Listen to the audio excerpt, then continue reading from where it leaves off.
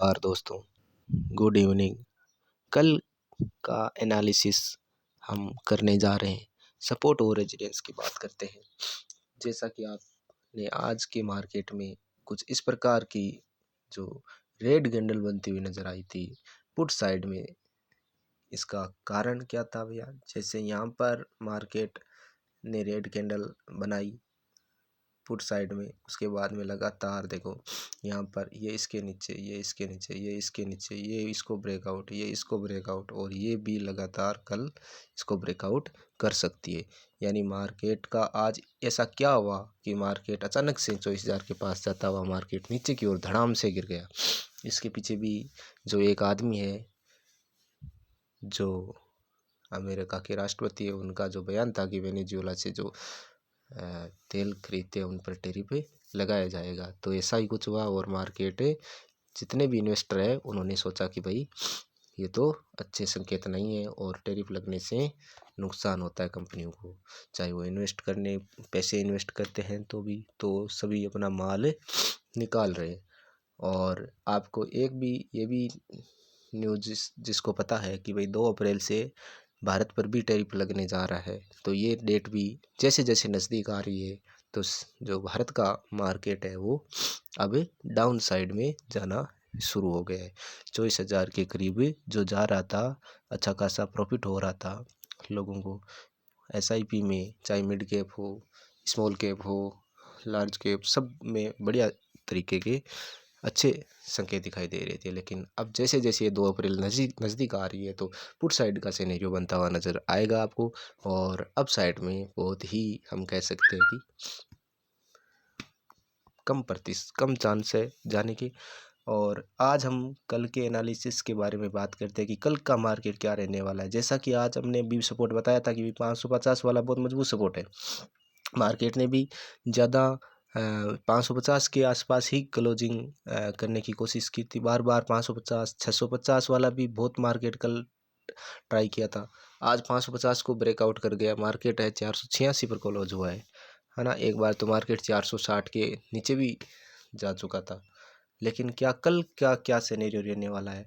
तो कल का पीआर रेशियो यही बता रहा है कि मार्केट नीचे की साइड में मूवमेंट कर सकता है, यानी पुट साइड में बिकवाली हो सकती है। तो आपको ये भी ध्यान रखना है कहाँ तक हो सकती है। तो आपको ये जो सपोर्ट है अभी 23,550, जिसको तोड़ चुका है मार्केट और नीचे की साइड में मूवमेंट कर चुका है, तो आपको अगला सपोर्ट ध्यान में रखना है 23,330 वाला।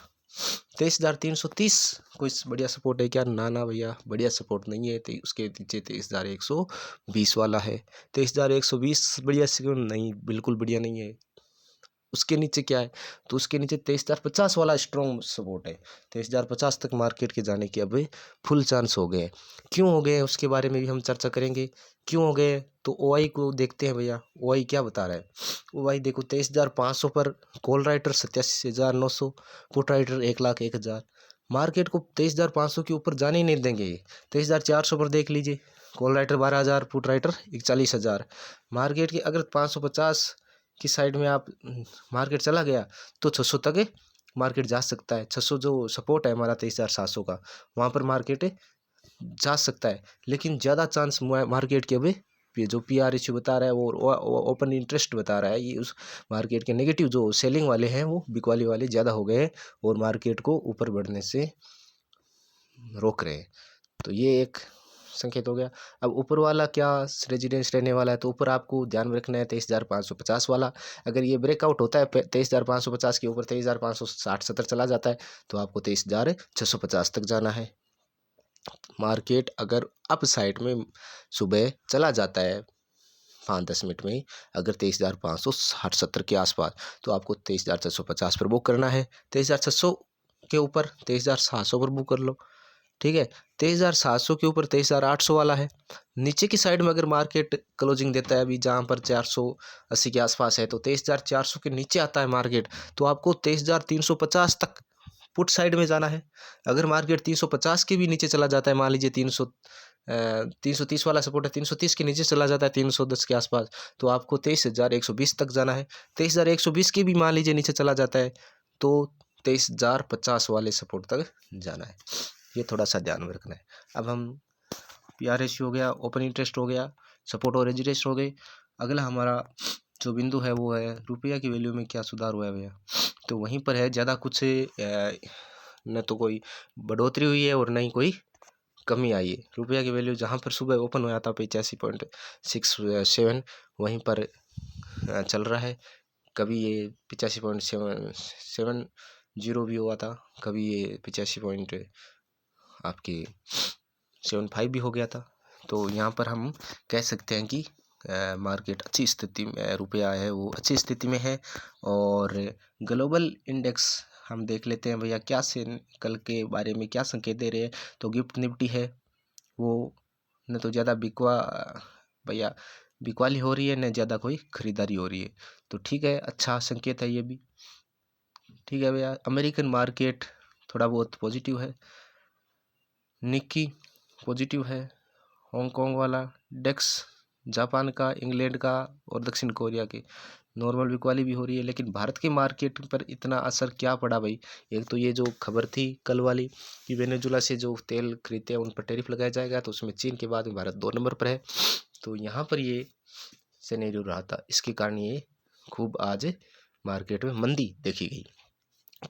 तो कल का क्या रहना था, मेरा तो कहना ये है कि सारी चीज़ें हैं वो मार्केट को नीचे ले जाने में सक्षम हो रही है और सारी मार्केट को ऊपर बढ़ने के संकेत नहीं दे रही है। जो भी चीज़ें हैं वो मार्केट को जैसे जैसे 2 अप्रैल अब 2 अप्रैल भी नज़दीक आ चुकी है। अब कल जैसे 27 मार्च है, तो आपको ध्यान में रखना है मंथली एक्सपायरी भी है, मिड कैप हो, बैंक निफ्टी हो, चाहे पिप निफ्टी हो, सारों की एक्सपायरी है ना। और निफ्टी की और एक्सपायरी है, ये भी ध्यान में रखना है। तो ये थोड़ा सा आपको दिमाग में लेकर चलना है कि भाई कल मंथली भी एक्सपायरी है और निफ्टी की भी एक्सपायरी है। तो आपको एक बड़ा मूवमेंट देखा जा सकता है। जहाँ पर भी आपने कुछ ऑप्शन ट्रेडिंग में आप ऑप्शन ट्रेड करते हो तो सोच समझ कर कीजिएगा। और कल बड़ा यहाँ पर सिनेरियो रहने वाला है।